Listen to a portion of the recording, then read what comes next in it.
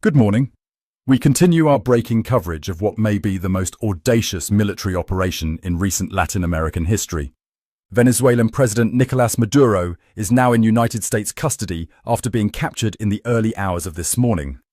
But as more information emerges, we're learning that this wasn't simply a military victory. This was a catastrophic security failure that began with those closest to the Venezuelan leader, his own bodyguards. The question everyone is asking tonight is simple. How did the United States pull this off? How did American special forces penetrate one of the most paranoid security apparatuses in the Western Hemisphere? The answer, according to sources close to the operation, is as old as warfare itself: betrayal from within. Multiple intelligence sources are now confirming that members of Maduro's personal security detail, the men tasked with protecting his life, were the ones who handed him over to American forces. These weren't low-level guards or perimeter security. These were elite bodyguards handpicked for their loyalty, trained to take a bullet for the president. Yet in the end, they took American money instead. Let's start with what we know about the timeline of events. At approximately 1:45 a.m. Caracas time, Maduro was at a secure location in the capital. The exact address has not been disclosed, but sources indicate it was one of several safe houses used by the president to avoid assassination attempts. These locations change frequently, and only a handful of people know the president's whereabouts at any given time. At 2 a.m., the first explosions were heard across Caracas. These strikes, as we now know, were diversionary. While Venezuelan military forces scrambled to respond to attacks on Fort Tiuna and La Carlota airport, a much smaller operation was unfolding elsewhere. A team of Delta Force operators, transported by stealth helicopters, landed near Maduro's location. Here's where the story takes its most dramatic turn. According to sources familiar with the operation, these American commandos did not have to fight their way in. They walked in. The outer perimeter guards had been told to stand down. Security cameras had been disabled. Alarm systems had been deactivated. When the Delta Force team reached Maduro's personal quarters, they found only 2 bodyguards still at their posts, and these men immediately surrendered without firing a single shot. The entire extraction took less than 12 minutes from landing to takeoff. Maduro and his wife were aboard an American aircraft before Venezuelan military command even understood what was happening. By the time Defense Minister Vladimir Padrino Lopez realized the president was missing, the helicopters were already crossing into international airspace. So how did the United States flip Maduro's bodyguards? The answer lies in a sophisticated intelligence operation that began more than a year ago. American operatives, working through the CIA and Defense Intelligence Agency, had been systematically studying Maduro's security apparatus, looking for vulnerabilities. They found plenty. Maduro's bodyguards, despite their elite status, were facing the same economic hardships as ordinary Venezuelans. Their salaries, paid in worthless bolivars, couldn't buy basic necessities. Meanwhile, they watched as Maduro and his inner circle lived in luxury, flying to Cuba for medical care while Venezuelan hospitals lacked basic supplies. The resentment was deep and growing.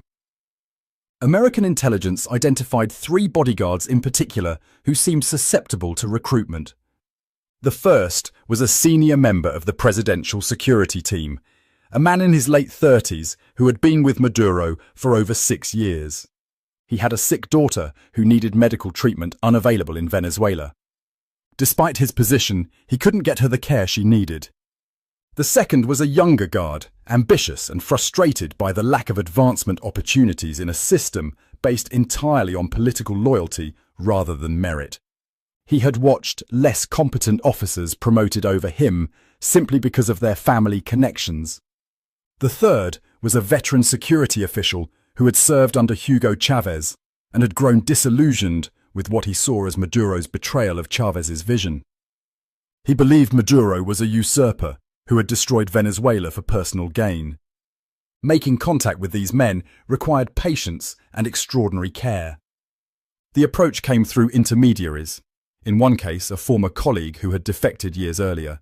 In another, contact was made through a family member living abroad.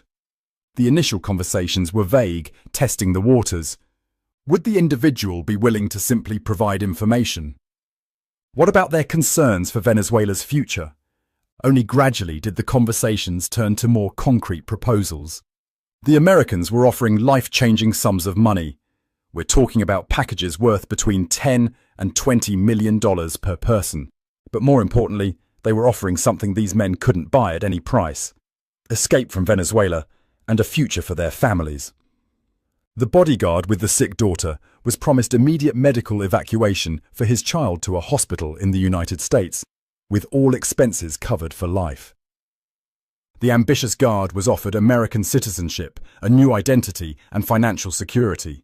The disillusioned Chavez loyalist was told he could live out his days in peace, knowing he had helped free Venezuela from tyranny. But money and promises weren't enough. These men needed proof that the United States was serious and capable of protecting them after the operation. So the Americans did something extraordinary. They extracted the families first.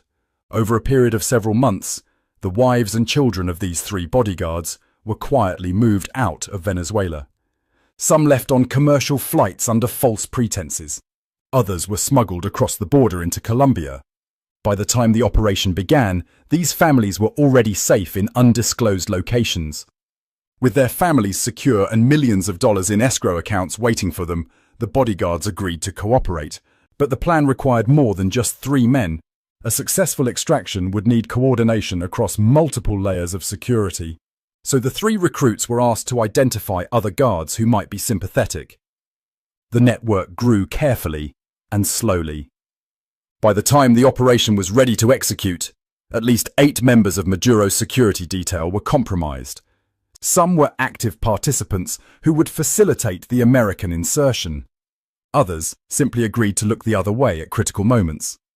A few were told nothing but given instructions that would keep them away from their posts at the crucial time. The operation almost didn't happen. There were several false starts when Maduro changed his schedule or location unexpectedly. American forces were put on standby multiple times, only to stand down when conditions weren't right. The breakthrough came when one of the compromised bodyguards was assigned to overnight duty at the safe house where Maduro would be sleeping. This guard was able to provide real-time updates on the president's location and the disposition of security forces. He confirmed how many guards were present, where they were positioned, and most critically, which ones were part of the plan. When the Delta Force team received the final green light, they knew exactly what they were walking into. The actual operation was clinical in its execution. The outer security perimeter simply melted away as guards who had been paid off abandoned their posts or claimed they saw nothing. The Americans moved through the building, encountering no resistance. When they reached Maduro's quarters, the president was apparently asleep. He woke to find American special forces in his bedroom and his own bodyguards standing aside. There are conflicting reports about Maduro's reaction. Some sources say he immediately understood he had been betrayed and went quietly. Others claim he initially thought it was a training exercise or a test of his security team. One particularly dramatic account suggests he tried to appeal to his bodyguards' loyalty, reminding them of their oaths and the trust he had placed in them. If true, his words fell on deaf ears. These men had already made their choice. The extraction itself was textbook special operations work. Maduro and his wife were flex-cuffed, hooded, and carried to the waiting helicopters. The entire team was airborne within minutes. By the time the rest of Maduro's security apparatus realized something was wrong, it was far too late to respond. What's particularly striking about this operation is how thoroughly the Americans had penetrated Maduro's inner circle. These weren't peripheral figures or distant associates. These were men who stood next to the president every day, who knew his routines, his fears, his secrets. The fact that they could be turned speaks to the complete erosion of loyalty within the regime. It also reveals something important about the nature of authoritarian rule. Maduro's security didn't fail because of technological superiority or military overwhelming force. It failed because the system he built was fundamentally hollow. Loyalty purchased through fear and patronage is not loyalty at all. When a better offer comes along, it evaporates. The bodyguards who betrayed Maduro made a rational calculation. They looked at their options and chose survival and prosperity over continued service to a failing regime. They knew Venezuela was collapsing. They knew Maduro's grip on power was weakening. They knew that eventually there would be a reckoning. The Americans simply offered them a way out before that reckoning arrived. Now the question becomes, where are these bodyguards now?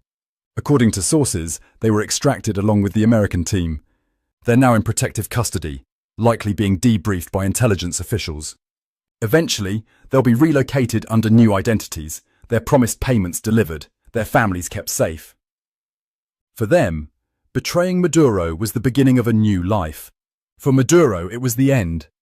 The man who survived coup attempts, assassination plots, and years of international pressure was undone not by his enemies, but by his own guards. The irony is almost Shakespearean. He trusted these men with his life, and they sold it for the price the Americans were willing to pay. This operation will be studied for years as a masterclass in intelligence work and psychological operations.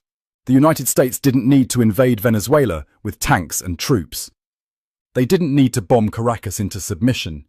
They simply needed to identify the right people, make the right offers, and wait for the right moment. The bodyguards did the rest. As more details emerge, we're likely to learn even more about how this operation was planned and executed. There will be congressional hearings, after-action reports, and eventually, perhaps, books written by the participants. But the basic outline is already clear. This was a betrayal purchased with American dollars and executed by men who decided their loyalty had a price. The broader implications of this operation are still unfolding. What happens to Venezuela now? Will there be chaos or a transition? What about the bodyguards still in Venezuela who weren't part of the operation? Are they now suspects facing potential execution? And what message does this send to other authoritarian leaders about the reliability of their own security forces? These questions will be answered in the days and weeks ahead. For now, what we know is this. Nicolás Maduro is in American custody, his wife beside him, captured not through military conquest, but through the calculated betrayal of the very men sworn to protect him.